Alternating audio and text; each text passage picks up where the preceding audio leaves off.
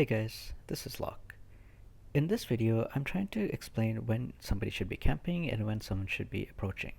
And this is obviously for manual PvP because in auto you just kind of does what the AI does.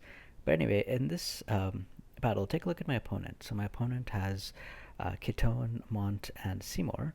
He has a status heavy team. He doesn't really have high range, but he has a way to approach with Ketone's high movement and high jump.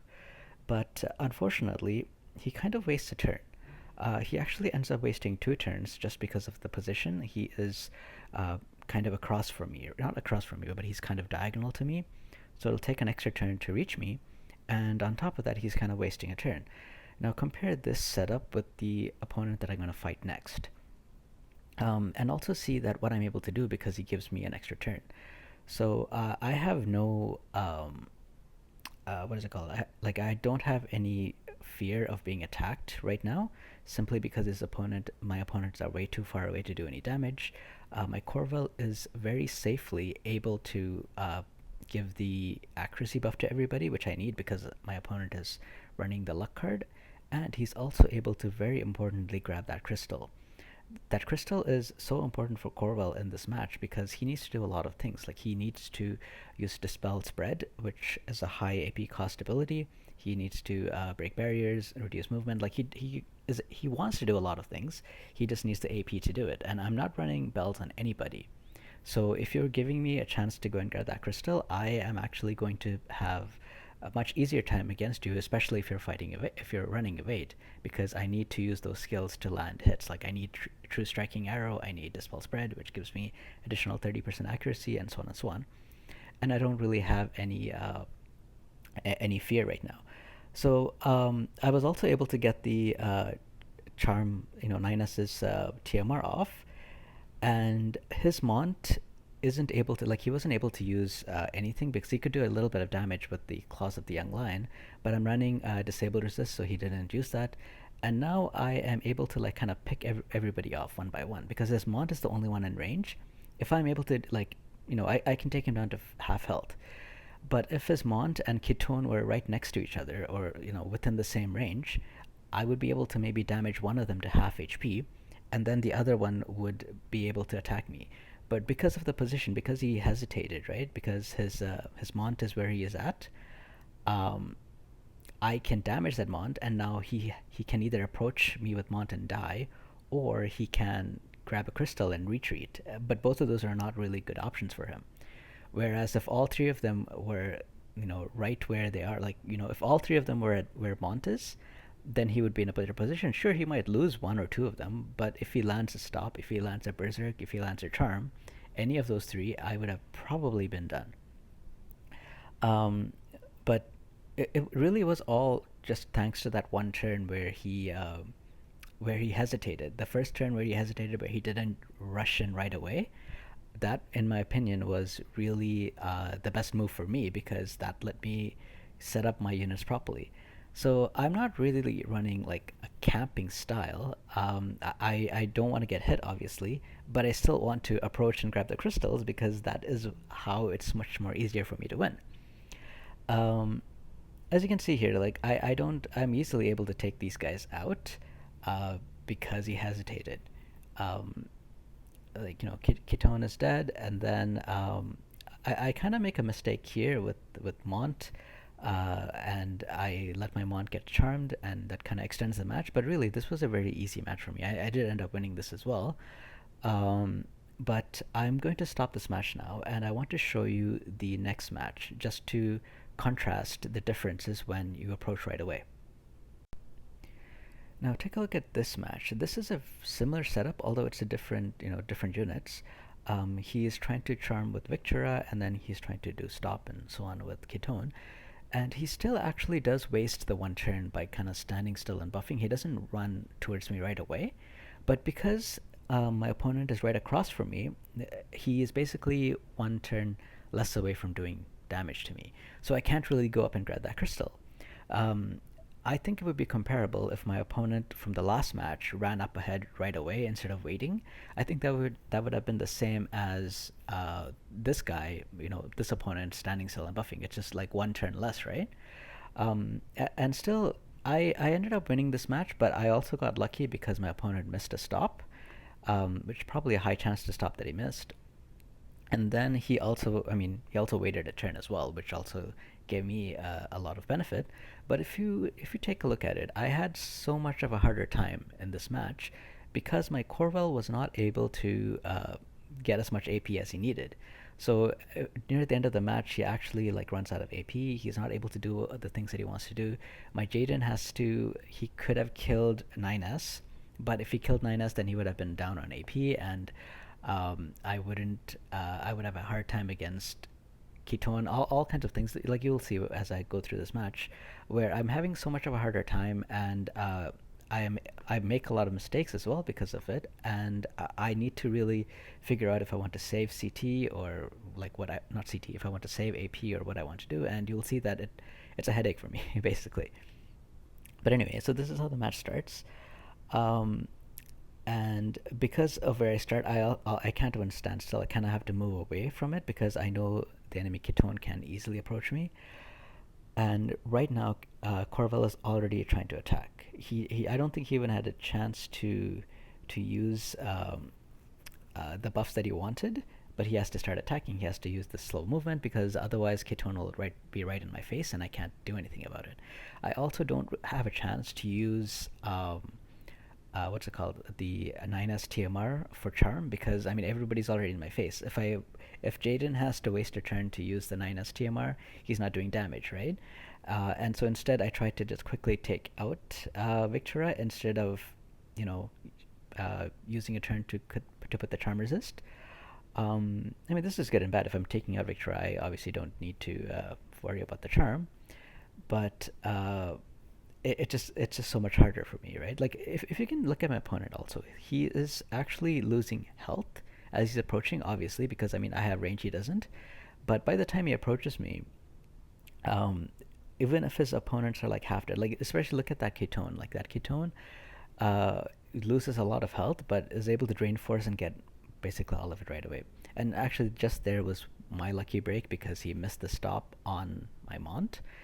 I think that was really the reason why I won, because my Mont is able to do a lot of stuff right now. He's able to kill quite a bit and do a lot of damage. And if I wasn't able to do that because I was stopped, I think I probably would have lost. So anyway, Corval, as you can see, he has like 32 AP left, and he used Dispel Spread again because he wanted to remove the missile resist from both of those units, and now he has absolutely no AP left. And my Jaden is also low on AP. He has 47 AP. If he uses a skill there, now he has 21. He's again down on AP, and AP becomes a huge problem for me. So basically, if you are an opponent and you're fighting me and I have range and you don't, you should approach me right away.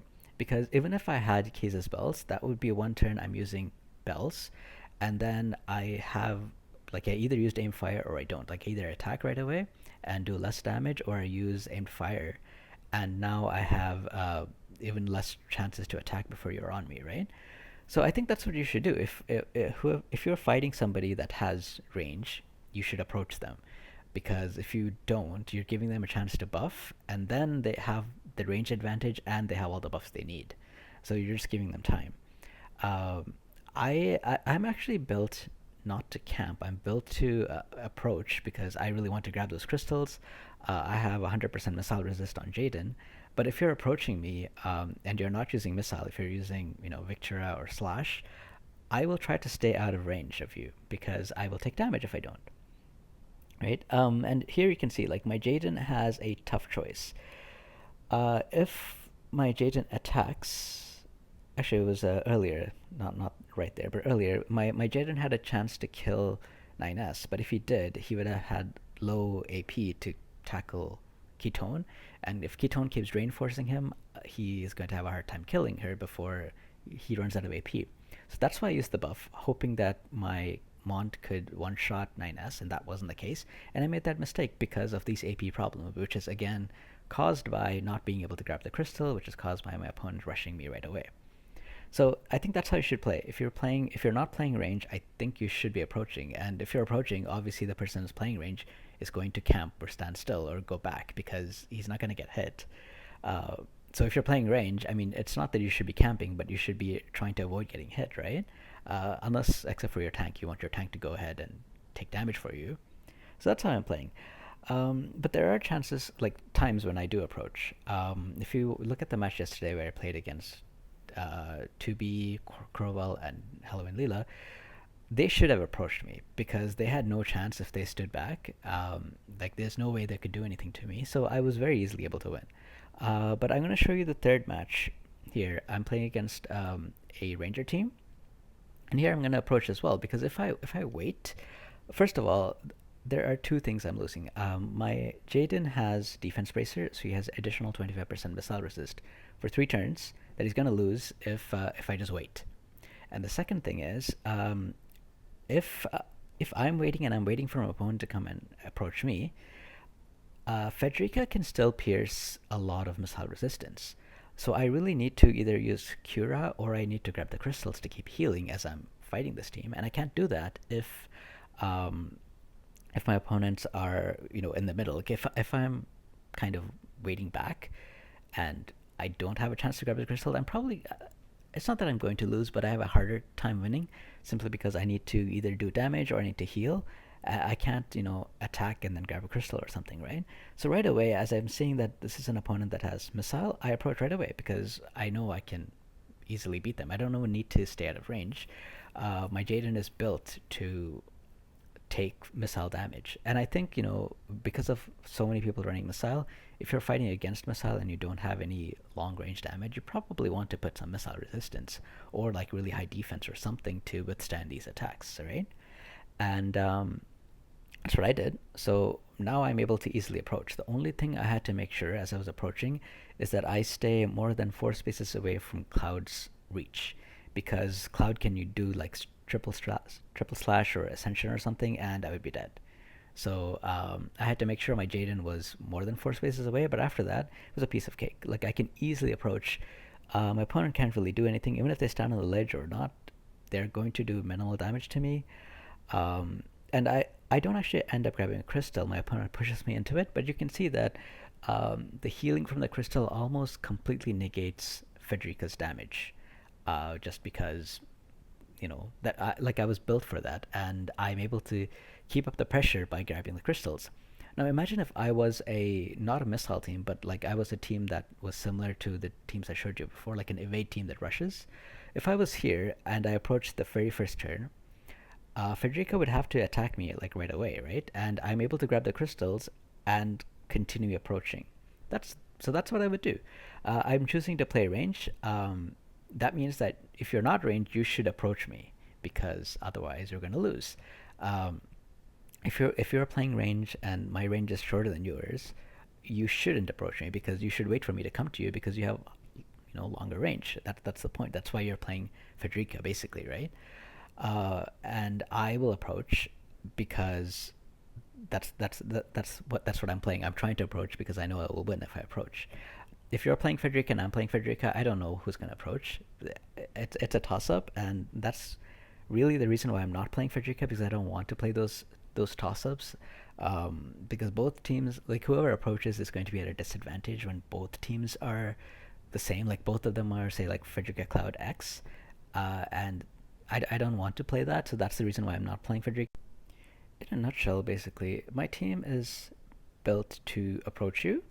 However, if you're gonna approach me, then I will probably have to go back unless you have missile damage that I can take. If you have, slash damage or something, my units will probably die. So if you approach me, I have to go back.